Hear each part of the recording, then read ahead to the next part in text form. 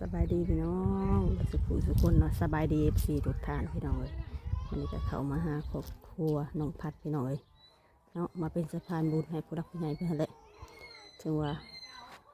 ก็ไล่มือไล่เว้นแหละคนฝากเงินมากันเนาะแต่ว่าบ่เจอกันเวลาบ่ตรงกันนั่นแหละมาเมื่อใดก็บ่เจอมาเมื่อใดก็บ่เจอวันนี้มาวันนี้เจออะไรพี่น้องเลยเนาะแล้วเขาก็สิเข้าไปหาน้องเพิ่นเลยจักอยู่ทางใดอยู่เฮือนอยู่บ่หรือในใดหรือว่าจะไปอยู่อีกบ่มันนี่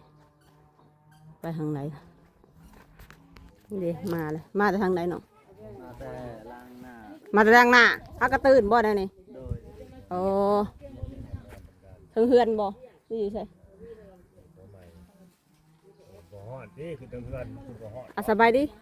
โดยสบายดีสบายดีไปทางใดมาแล้วบ่มันนี่ยังมาทานไปใช้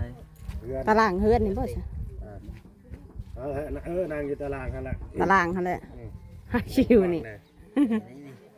นี่หันมาเพื่อหรือยับก็ไปอีกก็ได้เขาไปตารางก็ได้แล้วบ่เพราะว่าสิตั้งนั่นกล้องเนาะยับก็ไปอีกมันตั้งกล้องบ่ได้มันคอยเด้โอเคมามื้อใดก็บ่เจอเมื่อวานนี่รออยู่บอกเมื่อวานได้ถ่ายอยู่ ส่วนไงถ่ายติดเรียกติดงานเนี่ยก็เลยบ่ได้มาเพราะว่ามาเมื่อใดก็บ่เจอเด้ไปหากินยังบ่มานี่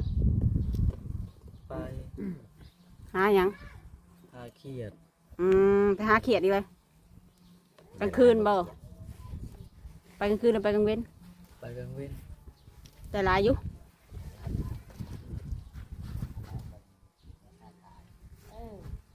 เราสบายดีเนาะโดยสบายดีเอาในไม้ให้ไหนเจ้าว่ามื้อนี้สิโชคดีบ่จักนี่เมื่อวานยังบ่เมื่อวานนี่ค่ะเมื่อวานนี่ถ่าซะบ่เมื่อวานนี่บ่เอานัดกันนะแต่เมื่อวานเลยนัดกันเขานัดเมื่อวานนี่แต่เขาบ่ได้มา1ว่า2มื้อข้าวเวียกติดภารกิจเร่งด่วนจะมาเนาะเลยได้มาวันนี้เลยมีโอกาสมา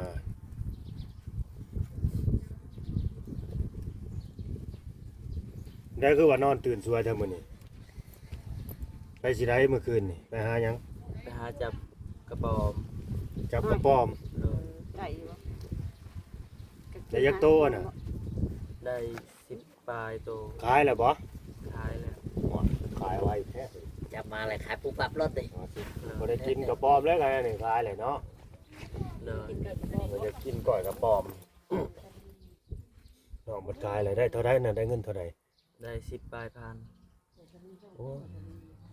คือได้น้อยได้ดีแท้เนาะไปซื้อหยังได้เงิน10,000เอาไว้ได้เงิน10 ปลายพันขายกระป๋อมเขียดบ่ได้บ่ได้การแต่กระป๋อมน่ะบ่เลย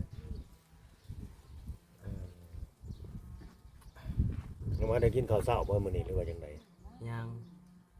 มาได้กินข้าวเช้าอยู่เลยคิดว่าสิกินข้าวเช้ากับหยังนี่ใส่ชุดนี่บ่ไปการกระป๋อมเมื่อคืนนี่นะบ่แต่ว่าใส่ชุดตัวนี้ไปการซื้อมาให้นะตัวนี้บ่ตัวนี้ส่งนะใส่พอดีบ่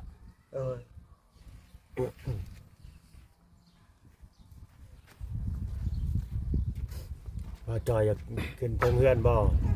เพราะกันใดนี่เฮ็ดใหม่แล้ววะนี่บ่เปลี่ยนใหม่ดิว่าจอยอยากเบิ่งว่าซั่นคือทรงเป็นตาอุ่นแล้วบ่อยู่เพื่อน2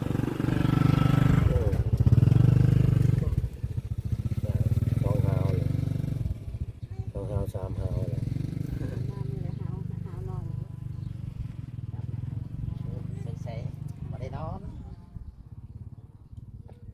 กระป๋อมเบิดคืนก็มาจังโมงน้องพัดเมื่อคืน11 โมงไปกับไผน่ะไปกับโอ้ในบ้านนี่ได้บ่กระป๋อมกาได้อยู่เห็นอยู่บ่กระป๋อมกาบางคืนก็ได้บางคืนก็บ่ได้กระป๋อมกาเนี่ยมันต้องนอนสูงเนาะมันบ่นอนต่ำดอกมันต้องขึ้นอยู่ สูงๆไปน้องอยู่ปลายใหม่พุ่นเพิ่นข้างกระปอมก็แดงกระปอมน้อยมันน่าสินอนน้ำหัวน้ำหยังนี่แหละนี่ปุ่มใหม่น้อยๆแน่ๆ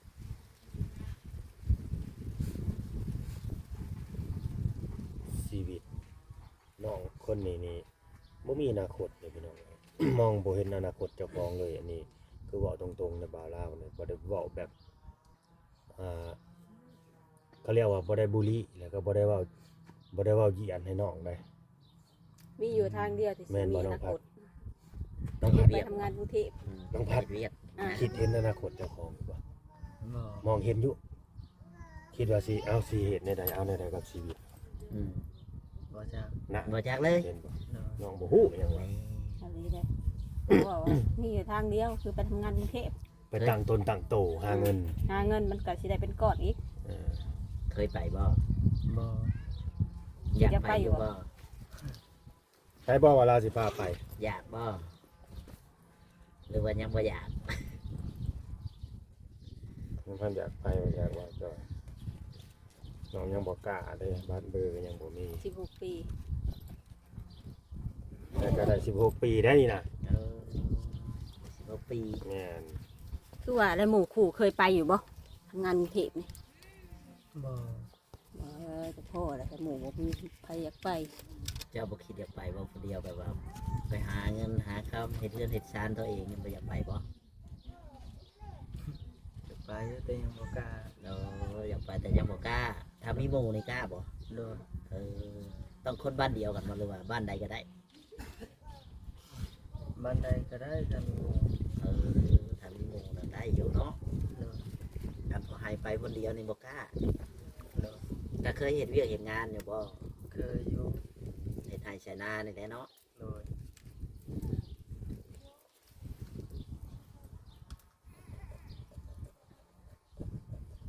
แล้วข้าวน้ำแล้วนึ่งกินเองบ่ เอาน้ำปลา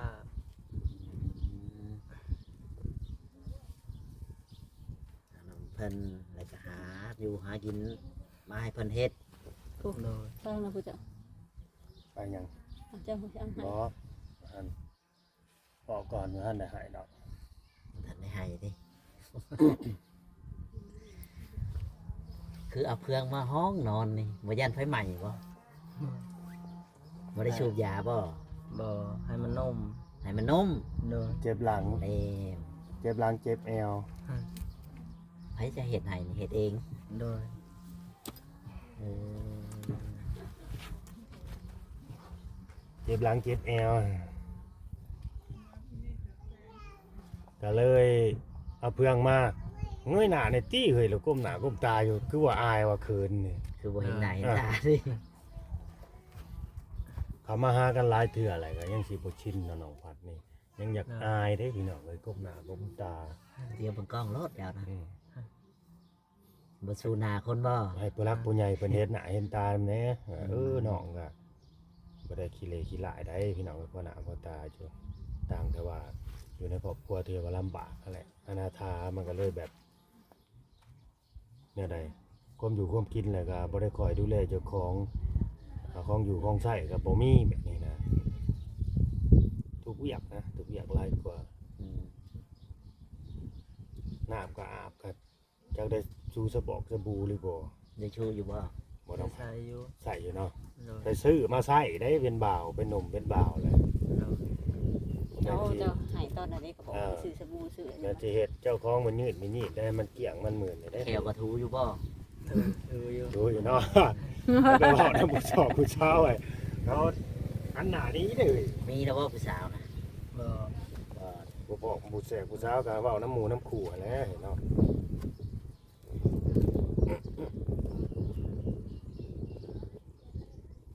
ก็ได้เงินก่อนหนึ่งเสียไปเห็นอย่างน้องพัด ได้นาขึ้นได้ไหม อยากซื้อโทรศัพท์ คือโทรศัพท์ เอ โด อย มึงมีโทรศัพท์บ่เดี๋ยวนี้ บ่ เป็นในได้จังหวัดจังได้โทรศัพท์ นี่เวลาจะเว้านะเจ้าหันหน้าขึ้นมาให้ อยากได้ ให้ FC เห็น ไว้ บ่ให้ก้มหน้า เป็นได้คือว่าอยากได้ เออ อยากได้ เออ อยาก อยา ได้ กอยากเบิ่ง อยากเบิ่ง โดย อยากเล่นเนาะ เออ วัยรุ่นน่ะเด้ อืม อยากมีคือหมู่ อย่าเบิ่งผู้สาวในโทรศัพท์บ่ โดย เดี๋ยว เงินสานี่ก็อะไรเงินก่อนนี่มันสิพอโทรศัพท์นี่บ่ทราบ โอ้ตัวนั้นโอ้ได้ สิบ่เบิดจะบ่จะเอาเงินให้ 6 7แสนก็มีบ่แม่นบ่โทรศัพท์นะ มี อันนี้ สิได้อยู่บ่ล่ะคิดว่าสิได้อยู่บ่ ได้แล้วบ่แม่นเอามันเบิดบาทเดียว เหลือเงินเท่าใดซะเดี๋ยวนี้น้องเงินในโตนั่นเหลือเท่าใด เหลือ50 เหลือต่อ60 โดย เงินที่บ่าวลาวเคยเอากลับมาให้นี่เบิดแล้วเนาะเหลือ60เท่านั้น โดย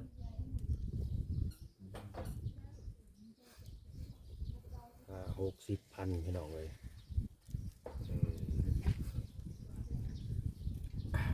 อันนี้ก็มีทางผู้รักผู้ใหญ่เพิ่นเด้อเพิ่น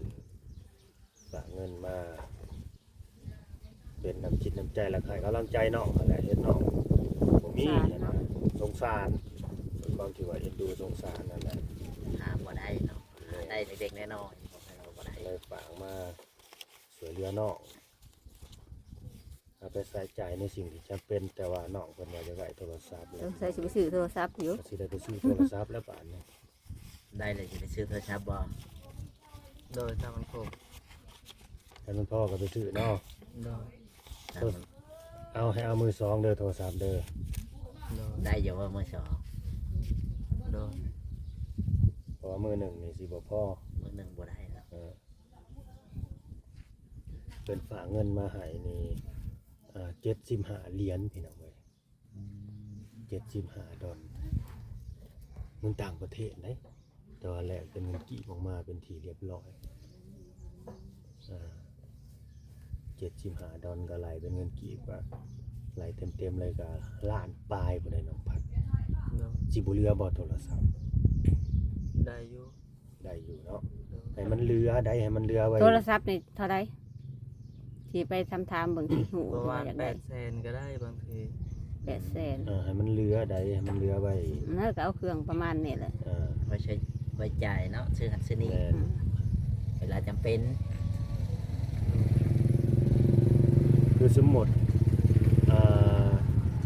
เป็น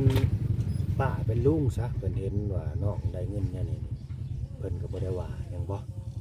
เพิ่นบ่ได้มาขอมาหยังบ่ เพิ่นว่าอยู่ ว่าบ่ โดย เพิ่นว่าได้น้อง อืม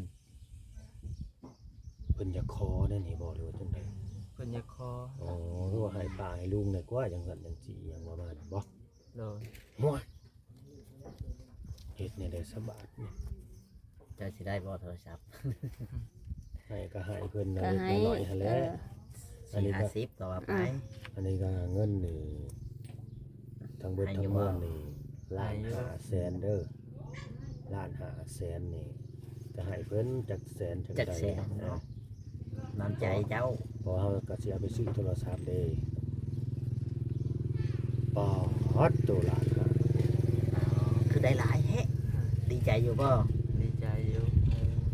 มันดีใจเนี่ยได้ยังบ่ทันได้ให้ครับสิดีใจเลย ดีใจไว้ก่อน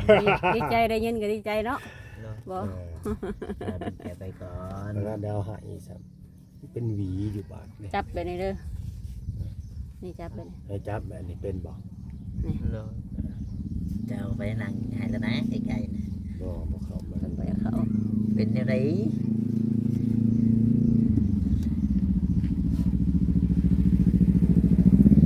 เอาไปซื้อโทรศัพท์แล้วก็ให้ลูกให้ป้าเพิ่นผู้ละเล็กละน้อยเป็นกินน้ำใจเนาะเพราะเพิ่นบ่วางไว้ร้านก็คือดีๆแท้ได้เงิน ได้เงินมามีสมอย ได้เงินมาแล้วมี คือ ส บ่ ม ให้ องสมีอยู่นั่นน่ะแล้วเพิ่นสิว่าเพิ่นสิตำหนิเอาได้ อืม แต่ถ้าว่าเพิ่นมีเพิ่นก็สิคือสิบ่ว่าหยังโทรศัพท์ไปดังอยู่นั่น ขอค่อยนะ แต่ว่าของน้องพัดบ่มีเนาะเด้อพี่น้องเด้อเงินล้านหาดิวป้าดตัวเป็นหวีอยู่ ได้เลี้ยวเบิ่งได้ไหมเอาเลี้ยวบ่ได้อยากเลี้ยว มีแต่ใบใหม่ๆเนาะ มีแต่ซึ้ง อืม โอเคมาฮะเป็น โด จังได๋ ยเข้าใจ จับเออ จะเป็นบ่เออ หันมา ลุกขึ้น หันมาอย่าบังหน้า อย่บังตัวเองเด้อ ลงยังมา เออ เออ เดี๋ยวกล้องโอเค เก็บเลยได้ก็ได้สิได้โทรศัพท์เดี๋ยวมื้อหน้าสิมาถามมาได้ดีกว่าโทรศัพท์นี่ โดย ให้มันได้ได้ เรือเท่าใด แล้วให้มันเหลือเท่าใดบาทนี่เงินซื้อโทรศัพท์ซื้อเท่าใดเหลือเท่าใด เข้าใจได้ว่ะ โดย เออ ก็บุญหล่นทับเคยได้บ่เงินซ้ำนี่ตั้งแต่ เกิดมา เกิดได้ใหญ่มาซ้ำนี่ไปหาได้เก็บเงินซ้ำนี่ จัก บ่ มื้อได้จักเดือนจังได บ่เคยเนาะ เคยได้เนาะ สิใช้ได้ยังสิหมด ไปซื้อโทรศัพท์กับเบิดแล้วก็ โดย ถามน้อง ซื้อโทรศัพท์กับเบิดแล้วซื้อโทรศัพท์เครื่องหนึงกับเบิดแล้ว800,000 900,000แหละ อืม บัดนี้เงินหลักปลาย เหลือเล็กๆน้อย เหลือเล็กๆน้อยๆก็ ๆ5-6แสนเนาะ ให้ลุงให้ป้ากับแม่จังเล็กน้อยนั่น เหลือวันโทรศัพท์กับบางทีประมาณ800,000 นั่นแหละให้เอาราคาประมาณนั้นแหละแล้วพอได้ใส่นะเบิ่งกระเล่นเบิ่งก่อนว่ามันลื่นมันไหลบ่มันบ่ได้ข้างในหยังบ่เด้อ โดย มันชื่อมันแล้วเข็ดแกแดดอยู่ เล่นก็บ่ ได้ ได้ อยู่เว้ยไปคืนเขาบ่ได้เอา จะได้เงินเด้อ เอาเด้อบ่า ซื้อ7-8 แสนก็ดี1,000 กว่าบาทนะ ไปขึ้นที่ทางไหนเนาะปาเถอะใครเว้าดังๆหน่อยเด้อ เดี๋ยว ส น้อย ร้างว่าขึ้นอยู่พุ่น ของเจ้าเลยไหมมันก็นั่นตัวปล่อย ดีใจสำได้นี่ ดีใจอยู่ ดีอยู่สำได้อยู่ในผม ส ส ม มัย สมัย ไอดีซา วิซา วิซา เอา ให้ร่ำให้รวย ให้โชคให้มานเด้อ ให้โชคให้มานเด้อ เฮ็ดหยังทำหยังก็ให้ขึ้นให้เกิด แหงเด้อบาราเป็นสะพานบุญให้ ให้ร่ำให้รวยก็ว่า ให้ร่ำให้รวย ให้อยู่ดีมีแหง ก็ตามนั่นแหละเนาะสบายดีสบายดี โดยสบายดี